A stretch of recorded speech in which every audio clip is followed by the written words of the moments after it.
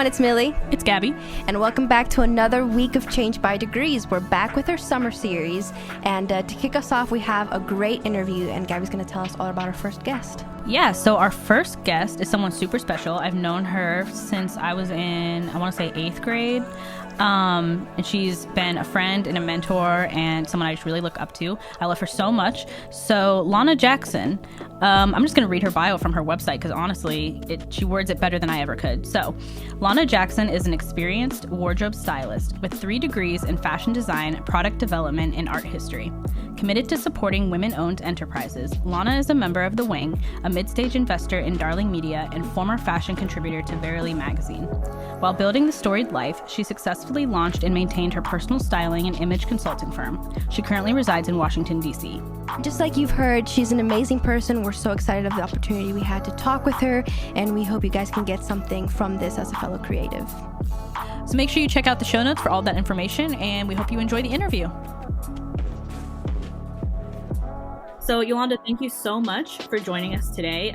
We kind of wanted to just pick your brain a little bit and ask you about your journey from working a full-time job, like most people, to then kind of engaging in a side hustle and really dedicating yourself to that as well. So tell us about that journey from working a 9-to-5 job to creating a side hustle and still working a 9-to-5 as well. Yeah, I think so. That's a great question. And it's been such a journey. I'm trying to even, you know how you live through something and then you have to really go back and be like, how did I do that? Yeah.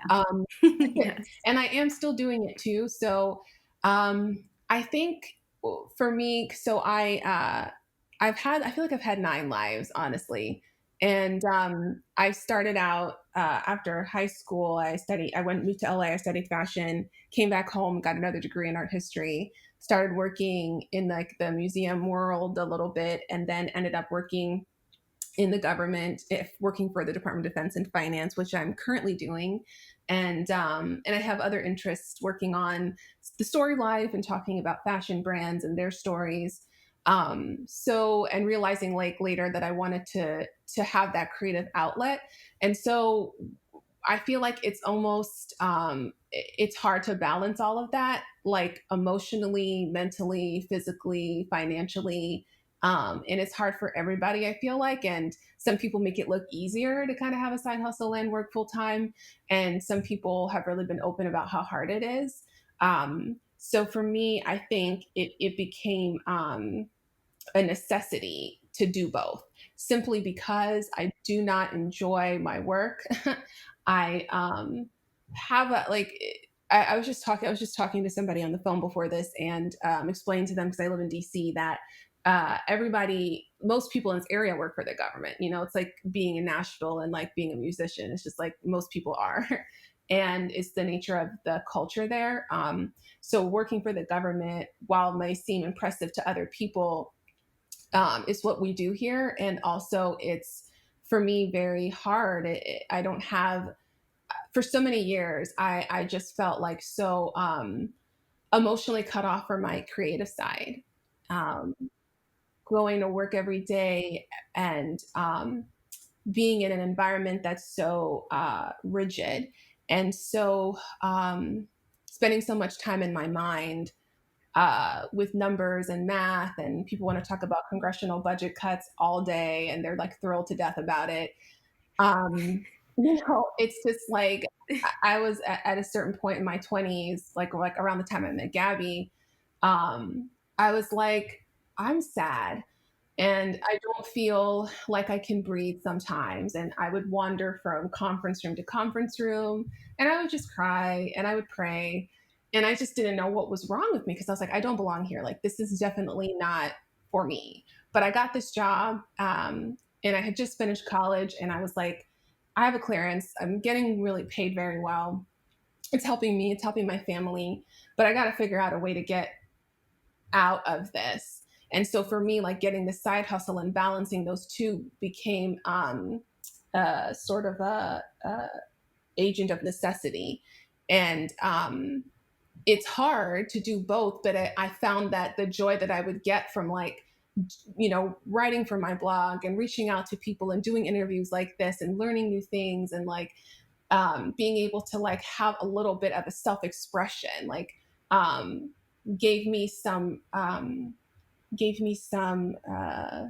of a reprieve and of a feeling of like I can be a little creative.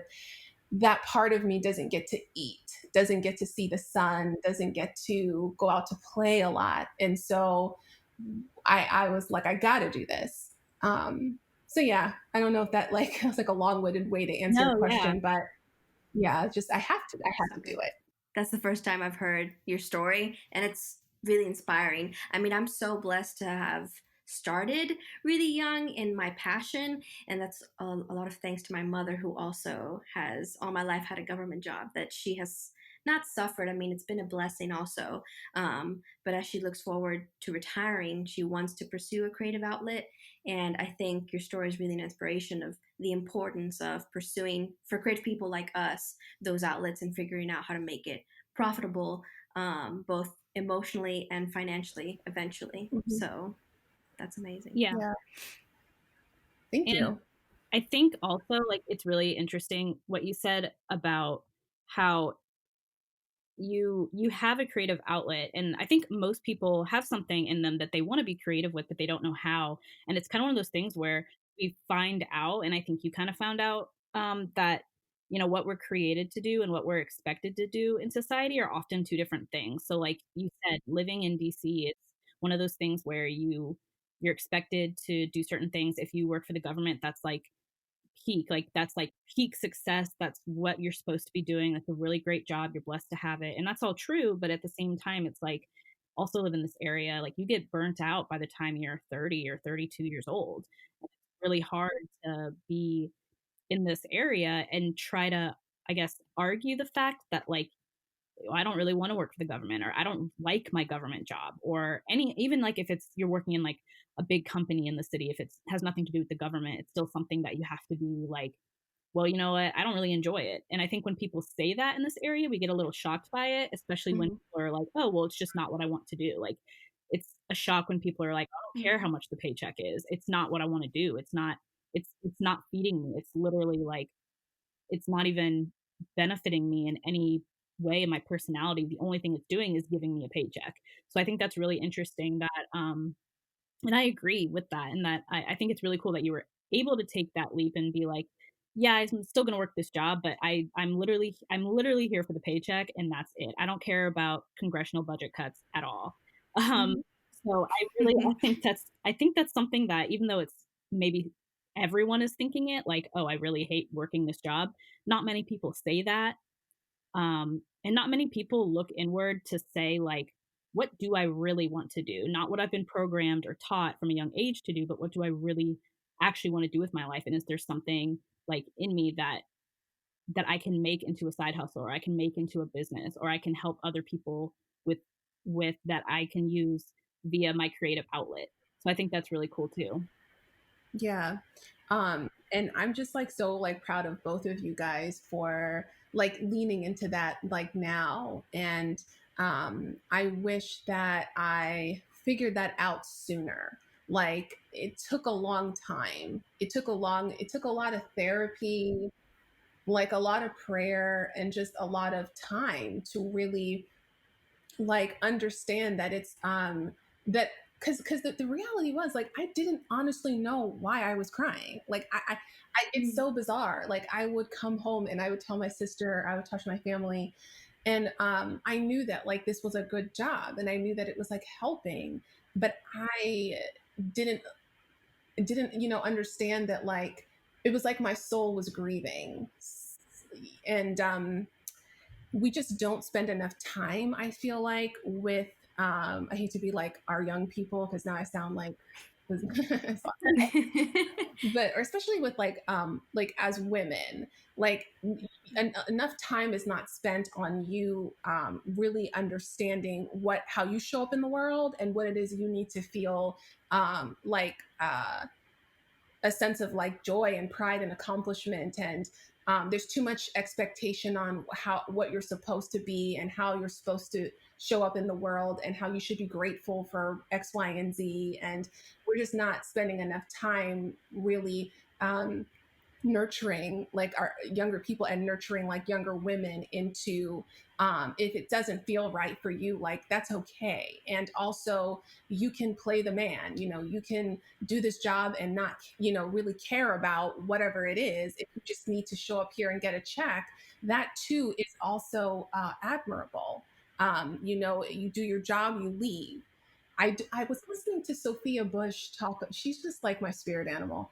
Um, she was talking about the workplace, and I think it was like she was addressing like Oxford University or whatever at a talk, and she was saying that what is it about our culture where we like expect people to just be at work all the time and to just be like, don't leave, don't go home, like you know, we want them to be here and so plugged in and just like ride or dying for whatever the cause is. And I'm not saying there's anything wrong with that. There's some people who really love what they do, and their life is their job, and that's working for them. But there's something to be said also for like, you know, having a life outside of your job. And if it's okay if those are like separate things. It's okay if you just need to go to this job to get a paycheck, and really your life happens outside of that. Um, that's okay too. There's no shame in that game. And yeah, that's where I'm at. And there's a level of emotional and mental awareness that is required for that, because I have had to learn how to be keep a lot of things in the center, and be a little bit dispassionate and be a little removed, and have good boundaries so that I can do my job, go home, and have the time for my side things. That means that I'm not going to be at the happy hour, and I really don't care if you don't think that I'm a team player because I don't want to go to the happy hour. Well, I don't have time for that because I'm doing something else. And I don't care if you don't think that I'm not ambitious enough because I'm not, uh, you know, bringing up all these great ideas in the meeting. What is the task? I will execute it. It will be done on time and with, you know, all the bells and whistles. But I'm not doing more than that. And as a woman, and as a person who is very loyal and very sensitive, I had to learn that I had to stop relying on how people want me to be, because I will please, you know, I want to be liked and understood, but I had to let that go. Um, so I think that, you know, there's a certain level of emotional and mental boundaries that you have to have if you're going to be this way and you're going to have a side hustle and do your job, because it can't be all things to all people. Um, when I do a great interview with a brand founder, and I really have fun and I get a lot of joy, like that's my sense of accomplishment. I don't need to get it from you in this job because that's not where I get it from. And also my worth is, you know, in my identity and who God is, not wrapped up in who, you know, whether people on the job think that I'm like an ace or whatever. Um, so yeah, I say it now and it sounds really like highfalutin, but it was a lot it was a lot of tears and a lot of prayer and a lot of pain to get to that realization. Um, you know, so I can have joy and peace today and not care about the other stuff that's not on my agenda. Yeah, no, not at all. I mean, going off that, because as a woman, I think the glorification of careers, and even once we get the job, always trying to be the best performing, you have to impress everyone in order to get a raise and do 110%. I mean, how much did that play into, or did it make it difficult to then start going off to your side hustle, like people's expectations and opinions of you? Did you ever struggle with that, or were you so sure and this is what you needed to be happy that that really didn't matter to you? Do you still struggle with that today? I'm just curious because you seem so mature, and I wish I could be there, but I know I'm not yet. Um, I it's a really great question. Do I still struggle with it today? I do. I think it's just like it's a process that I'm still working through, of just being okay with like not being that woman on the job who's like, you know, everybody likes, or is like accomplishing a lot of great things and like representing their company well, or the client, the government client, or whatever. Um, I would say it takes. I would say being 30 helps. I'll say that. So it's okay when you say like I'm not there yet. That's totally the truth. Oh my God, Millie, you just wait for 30. It'll all. I promise you. My sister told me that. I was like, whatever. And then it happened, and I was like, wow, damn, I really don't care. This is new. So, Screaming. so I think age definitely helps. And I don't know what it is about 30, but I'm 30. How old am I? I'm 33. And yeah. Um, and it took a lot of time, I think, my 20s to just start to really work through the undoing of societal pressure of who I am. I everybody's good little girl, or am I a woman of God and I'm like really in my purpose? And if you like it, great. And if you don't, don't. Like, because I see that in the scriptures, just speaking that way. There's a lot of women in there who just, they do what they got to do. And there's not a lot of apologizing about it. So to other people, not to God. So I'm still working through it. And I think when it comes to my like government job, I'm about like 90% there. And I'm very focused on my agenda and my goals. And, I give what I can give and then I leave. And I also think that's healthy. Um, are there moments in the meeting when maybe I feel a little bit like I check in, I'm like, am I living it right? Lord, like, am I like really working as hard as I could be? Like, maybe I need to try a little bit harder. Or maybe I need to show up a little better. That does happen. Because I'm a human, and I feel like I'm a good person, and I feel like I, you know, want to do a good job. It's hard to keep it in balance. But I always think I come back to center of I'm doing the best I can. I think if you know that you strive to be a decent person and you really do care about other people and you do really want to do your job as much as you can, then you always have to come back to a place of I'm doing the best that I can. Um, you know, so that's kind of where I'm at with it. Um, And I also would say it's very important to, I didn't get this until later, until my 30s. It's, you take a job and you're in your 20s, you're younger, and you got a car, I think, how do I say this? I had to sit down and be like, why am I at this job? What am I here for? What am I getting out of it? How can I get more out of it for myself? Am I using all my benefits? Did I use my dental? Like, am I using all my PTO days, my vacation days? Is there somebody here that needs me? Somebody around here?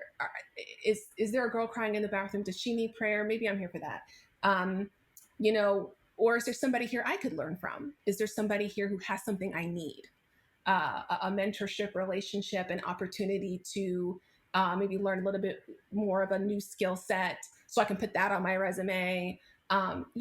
That kind of strategic thinking, I wish I got sooner.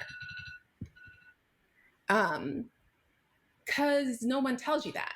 You kind of take the job and you try to become whatever they need you to become. And then years go by and it's like, well, what do I have to show for it? So make sure, and I say this to other, younger women or even men listening, like make sure that you're clear on what you need.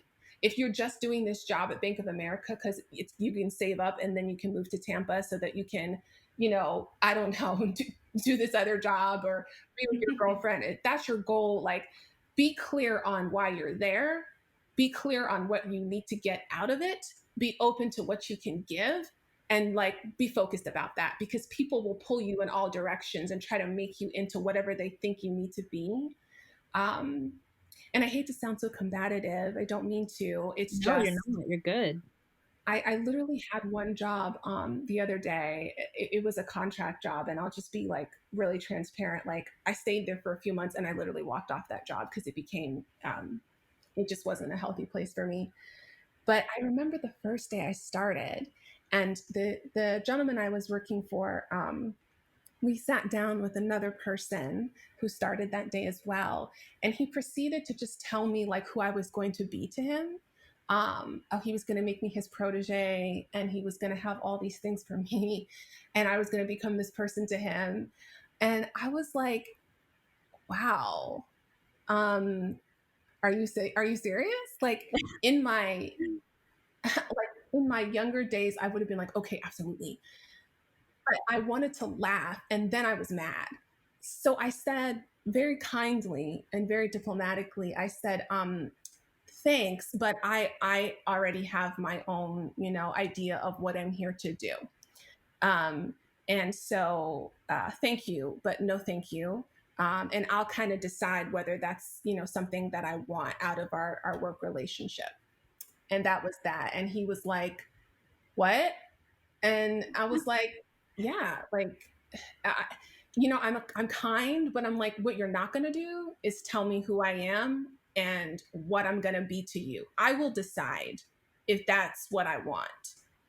Um, and I think I say that to you guys because I want you to feel that you can walk in your power. You can walk in your power when you walk into a room. You can walk in your power when you walk into the interview. You can walk in your power when you're on the job and in the meeting. You don't ever need to concede that power because you have that already in God working for you, but you also have that in yourself as a woman. You don't need to give it away. um, what is he going to do? Like, no, you're fired. Okay, great. Then, another job. Bye. Uh, so that's that. No, no, that's incredibly encouraging. Yeah. Yeah. And I think it's so interesting because you mentioned earlier about like setting boundaries, and it kind of goes along with what you just said. Like, I think it's so important no matter where you walk into, whether it's walking into a job, like you said, with this bad experience, or walking into any room at all. Like, if you don't know who exactly you are, and if you don't know exactly what you're there to do, or what you're there to accomplish, people will tell you, and you'll believe them, or maybe not believe them, but you'll go along with it. And I think that Yeah. that can be really dangerous. I think a lot of times people don't mean it maliciously. I think most people don't mean it maliciously when they kind of inadvertently tell you who you are. But I think it can be really, the effects that it can cause are really bad and detrimental. So I think that's really interesting that it's hard to, I think, self-reflect and really understand who you are, especially at a young age, because you're always evolving and always changing. But to at least on that Tuesday that you walk into a conference room, to know that on this Tuesday I am this person, and like no one can tell me anything else. And if that changes tomorrow on Wednesday when I walk into the same room, then so be it. But at least I have the idea of who I am for these 24 hours, or for this week, or whatever. Because I think people also, certain people can latch onto the fact that like, oh, this person doesn't really know what she's doing, or what they're doing, or what they believe. And that's a good person to like mold. And sometimes that's okay, and but most of the time it's like it's not. And people will just, in your formative years or in your young adult years, will really tell you who you are, so much so that you wake up one day at a job that you meant to leave 5 years ago, that you're still at, and you have no clue what you're doing. And you kind of self-reflect and say like, why am I still here? And you realize it's because people either told you, or they said to you like, well, this is the way this job is going to work, and you just went along with it. And I feel like a lot of people don't realize that they can say no, um and that there's power in saying that, and that a lot of people, a lot of bosses, managers, coworkers haven't been told no. So when you say it, it's like, oh yeah, sure, let's compromise, and people are willing to do that, or they're not. And like you said, you just say, okay, bye, I'll go to a different place. Um, so I think it's so practical, but at the same time, I think it does take a lot of like deep self reflection in order to be comfortable enough to know who you are when you walk into a room. Yeah, no, that is difficult. I mean, in the workplace or even in college, when you have kids who don't know, young adults who don't know who they are, people will tell you. And whether it's peer pressure, poor self image, and I can see these people who are unsure of themselves change, and sometimes not for the better. And I think it's also important. I mean, I hope that I'm constantly working towards a point where I'm sure enough of myself that I can say no. I'm so bad at saying no still, but I've gotten better. And it's really important to have people around you who can remind you, um, hey, like this is not okay, or it's not you, or like both of you have mentioned, like I have the power to say no. It's okay to. Um, and I've recognized that the community and having, one or two people that you really trust to call you out sometimes, even if it's painful, but to help you grow, has been invaluable. Yeah, absolutely. And I love that.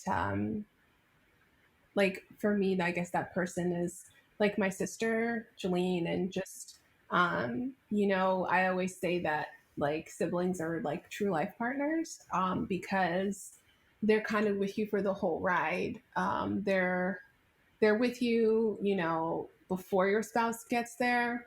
They're with you, like your parents will eventually like die, but like, and sometimes your parents will, maybe they're great people or maybe they're not, but your siblings, they're your confidants. They're the ones you talk to about your parents, like, and Jolene is really like, a partner in that sense that sometimes it's a hard word from her in terms of like, am I, when I'm not living it right. And sometimes I'll ask her too, like on this job or whatever, like this is the situation, like it is it right what I did, like was that okay, should I have done that better, and she might have a word that's hard to hear, or she might be like, no, like you did the right thing, like remember this is who we are, like this is what you're trying to do, like remember this is what you said you were about.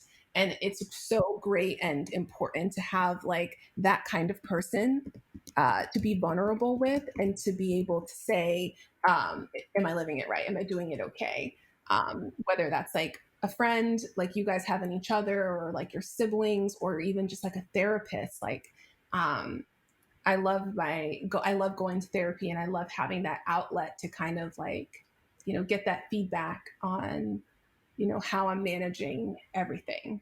Yeah, I think that's super important. I love that too because I think me and Millie have pretty much gotten to that point where we can talk to each other like that and remind each other and be accountable to each other, like you said, whether it's like affirmation or a gentle "What the heck are you doing?" or "What are you thinking?" Um, but I think Gentle. that's so important. I think it is important. And kind of going back to what we were talking about before between your the job that you show up for, that you're just like you're there to get the paycheck, you're there to do good work and kind of go. I think, I mean, to most people that would be such backwards thinking, but I love that because although I do enjoy my job right now, I really enjoy all the like extracurricular things that I do, whether it be more work like freelance or whether it be just like other activities that I'm involved in. And I think Millie can, I think she can say the same thing. Yeah. So what would it so at what point did you, and you talked a little bit about it when you were in your 20s, how you were just constantly sad and crying and but didn't know why, but at what point in your life did you get to the point in that you realized, you know, how to utilize your passion to actually make it into something that could help people? At what point where you're like, okay, this is enough. Like I'm tired of doing just a 9 to 5. I have to take my creativity and make it into something that is either helpful to people or is a service or it's just something that you're passionate about. I think at what point, I think there were 2 points. The first point was, I think it was like 20, gosh, was it 2015 maybe? Yeah, I think it was maybe like 2015, um, where I was listening to like a lot of like, because work was so like hard and mind numbing for me. I would live through like sermons I would listen to, I would live through podcasts I would listen to, and I was listening to people or reading blogs. I started reading Meghan Markle's blog, The Tig, in Yeah. 2015. Yeah. And that was so eye opening for me. Um, it's why I have so much respect for her, like as a person. I know people have a lot of things to say about her and whatever, but she's like a real one. And that blog was her just being so like real about her life, about her choices, about her identity as a biracial woman, about being a woman. Um, and she just helped me to see some things. And I value it so much to this day. And I think that was reading that blog during that season of my life was a real catalyst for me recognizing like whatever is in, there's something inside of me that wants to come out. And I would always say that, and I don't even know why, but reading that blog and listening to her, I realized that like, so I could just live my whole life and like all of the gifts and all of the things that are living inside of me, that could change people, that could change parts, not maybe not the whole world. I mean, Jesus did that already, but maybe I could just change certain parts of the world that I show up in. So like all those gifts that I have, my love for storytelling, my love for the arts, for design, for composition, for fashion, my love for um, all of those things could just really never be seen, never come out to help anybody or to enlighten anybody. And I really started to grow a little sad about that. I was like, that's not right. You know, like, I don't think that sometimes I think about my baby picture and it's like a thing in my family because for whatever reason, when I was born, like I don't know how they situated me in the little thing that they put the kids in after they're born, but I put my finger to my the side of my head, like I'm thinking, like I was posing, like I'm thinking, and it's just like this joke in my family. But I just think about that little girl. You know, she's thinking about something. She's wondering about the world and maybe God's talking to her about who she'll be and what she'll bring. And um, I just want to give her, I came to the point that year where I was like, I just want to give her her best chance um, to be that. I don't want to get in her way because of the trauma, because of the difficulties, because of whatever I think I lack, or I just want to get out of her way so she can have whatever she needs to have or be whatever she needs to be. And once I understood that, and it wasn't all like one big revelation, but like over time, then I was like, okay, Lana, you need to get serious and figure something out here, whatever that looks like. I got a counselor not long after that, Andrea. Um, I put myself into inner healing prayer, which was this thing through this church that is in this area, and you get like these two prayer partners, like an application, is like a process. And I got these two British ladies, Suki and Katrin, and I would meet with them for like months and pray. And it's not like a pray right there kind of thing. It's very meditative. It's like guided meditation almost. It kind of revisit some things and work through some things. And you know, that year was hard. It was a lot of work.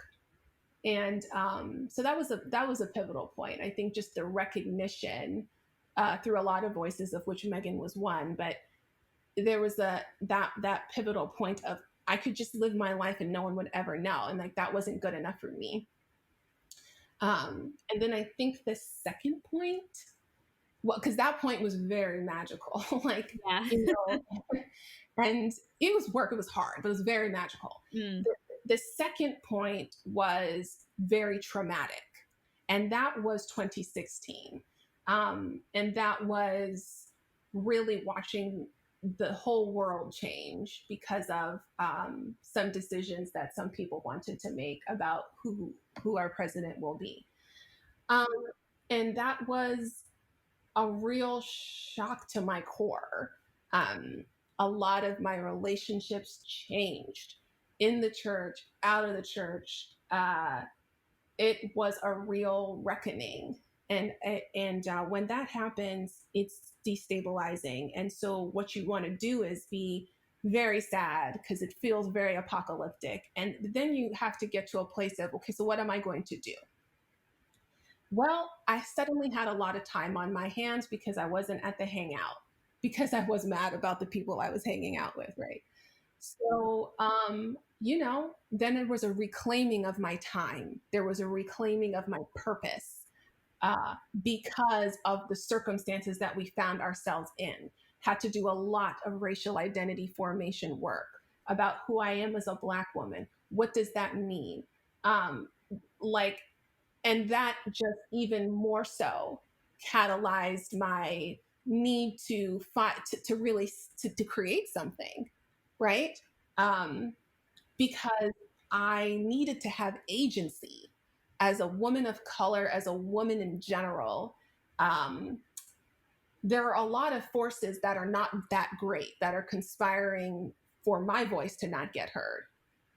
So I need some agency, and I'm going to need some social capital and some financial capital, because I have things to do, and it's more than ever in the current cultural moment. I need to be present. So I need to have a blog, as silly as it is or may seem, because I need a place for my voice to live. um, I need a chance to express what I think is important. I'm still working on that in some other areas that I'm working on and other things that I'm building out, in addition to the storied life. But you know, that was a really pivotal moment. I would say those two things. I love that so much. Everything you just said is like my favorite thing in the whole world. Um, I just I don't know. It's so interesting because you said about about having agency, and I think that is what creativity gives us. I think even when, like you said, in a 9 to 5 job where you have a task to do and you're supposed to do it and you do, and you do it to the best of your ability, and then it's kind of like you go home and it's like, well, I don't have agency there. I have a boss and I have to do something and I have to turn it in and that's it. But when you create something, I think when you create something, you're doing what you were made to do. Like God didn't create us to just be under someone's thumb for our whole life. Like he created us and he has a purpose for us. And I think when we create and we have agency and we allow ourselves to be expressive, that's really living our purpose. For sure, for sure. I mean, there's even a difference when you create for your job versus when I create just on my own. There's so much more joy and fulfillment that I find in that. And it's, I think, especially hard for people like us who, again, might have some creative aspects to our job right now, but to recognize there's an importance in speaking from within your own voice and not for someone else. I really do think that God intended for us to have something that just comes directly from Him and from within us. That isn't just because you're doing something for your boss or for the company you work and I still work to the best of my ability, but I have to strive to still work on my own also. I think that's very important. Mm, yeah, definitely. And I love that you said that. Like, I think that's God, because I mean, I think he put that in us to do, and I think that applies to so many things. Like, that applies to like marriage, that applies to being a parent.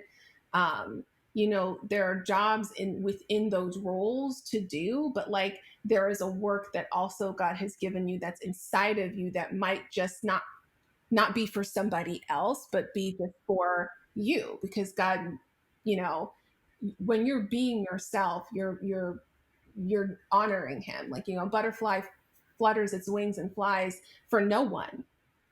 It just does it. It's its own work to do, and there's a beauty about that, um, that I think is so good. And I so love that you said that, because you're so right. There's nothing wrong with doing work for others and showing up for others, but I think there is something in us that is there, that is, put by God to be a work that we do simply because of who we are for whatever reason, and that's important too. Yeah. I really, Yolanda, I think this is all like so amazing. Before we wrap up, I would just love to hear you explain what the storied life is to all our listeners, because coming from you would be a lot better than coming from us. Um, and just kind of what your purpose is in the storied life and everything. So if you'd like to explain that. Yeah. So the story life is still in progress. It's a place, it's a blog essentially, but it's my corner of the internet, I guess, where I kind of wanted to get behind the scenes of brands and kind of talk about like, founders or designers or um, people who are thought leaders in their fields and like why they created what they did. And stories to me are just like, I don't know. I feel like it's what makes us the most human. It's how we show up in the world. If I'm telling you about me, it's not all these like facts and figures about how much I weigh and where I live, or it's a story, like everything we've been talking about is stories. And I think there's something really peculiar about that, about life. And so, when I learn about like a designer or a company, that for whatever reason gets my attention, my next question is, but how? Well, why? Like where did you, how did you get there? Um, I just live for like the backstory. And so that's what I'm trying to make the story life into. And it's a process. And some of it I'm really proud of, and some of it I'm not. And I'm like, oh, I wish this could be better. Or I wish that this could be more, this could look this way. We had a lot of ideas for what we wanted to do with it. And so it's still in progress, but, there are things to shop and look at, obviously. But I really love the interview section where I've just, whether through conversation like this or through writing, I've been able to interview different people sort of in the fashion and creative space. And I just love, that's like the meat of it. But growing that out is taking time. And I'm also working on other things around that. And so there is even balance in the side hustles that have become plural because I'm getting interested in other things. But it's a place that I hope people are encouraged a little bit to be just a little more human about retail. Um, we buy so many things, and you can find like gluten-free face wash on Amazon. I mean, you can find anything anywhere, but it's the stories sometimes behind these brands that often compel people to buy where they do and when they do. And I think there's like commercial power in that a lot of people leverage and don't talk about. I drive 30 minutes, or I did drive 30 minutes from my house to get my nails done when there's a place across the street, because the women who started this nail salon are mother and daughter, and they showed up at this place and they gave this talk, and I was like, wow. And so I get my nails done there because there's story, like I think there's something about that in commerce. And so I guess I'm trying to leverage a little bit of that um, because it matters most to me. So that's what the storied life is. Wow, that's so cool. So cool. I mean, I think commerce has become a very faceless industry. And I think for young people like us, shopping on, well, everyone knows Etsy, but finding those stories behind the people that make those products makes me want to buy them even more. And it develops a personal connection that is gone, I think, in a lot of other retail. So that's really cool. Yeah. And it became hard. Like it's hard, especially with some bigger retailers. Like I don't often understand why they're so like hiding like who they are, what they are. Like what is Zara? Like where did that come from? Who's running that? Some people are more open with that than others, and so some of the getting those stories were harder. And then some of it is aspirational. Like I just really love this guy Pier Paolo Piccoli. He's the creative director for Valentino, and that's aspirational, obviously. But I love that he tells stories with his designs. I love that he is thinking about culture. I love that there isn't one token Black woman in his runway show, but so many. Adut Akesh, who is a former refugee and model and has become his muse, who is a very dark skinned Black woman and is cute as a button. So there's those stories that are more aspirational. And then there's stories where like I met this woman at a thing in Houston, and she makes active wear that is literally odor proof. She has a patent on the fabric that she has created so that you literally will, like, your clothes never smell. She can go work out and then go to like Whole Foods later, meet up with friends and wear the same clothes. And they're sweat proof as well, but they don't smell. And so, like, talking to her, that's more approachable than like pure polypicoli, but all the stories matter. And I hope that people enjoy the stories that I've managed to find. I think that's all so amazing, and I just love watching you, whether it be from like a distance or on Instagram or texting every once in a while. Like, I just admire you so much and everything that you've done, and are still in the process of doing. And you kind of just, our whole conversation reminded me of something that you told me. I remember one day, I think I was in my either junior or senior year of college. I don't remember when, but I remember I called you and we were talking, and we talked for a few hours. And I remember one thing that you told me was, that I still remind myself like all the time, was that you were like, okay, so there's not a seat at the table for you, so bring your own chair. And I remember you told me this, and I remember being like, oh. And you told me in love, obviously, but you did have kind of like a, duh, Gabby, like, what are you thinking? Like, just bring your own chair. Like, you told me like, so someone said that you couldn't be there because they didn't provide a chair for you, so bring your own. And I was just like, that's so true. And I think that that sums up you and our relationship pretty well. But I just think that you're such an inspiration, and you encourage so much me and, anyone who follows you and listens to you. So uh, I think this has been really awesome. And thank you so much for being willing to come on our podcast and talk a little bit Yeah. about your life.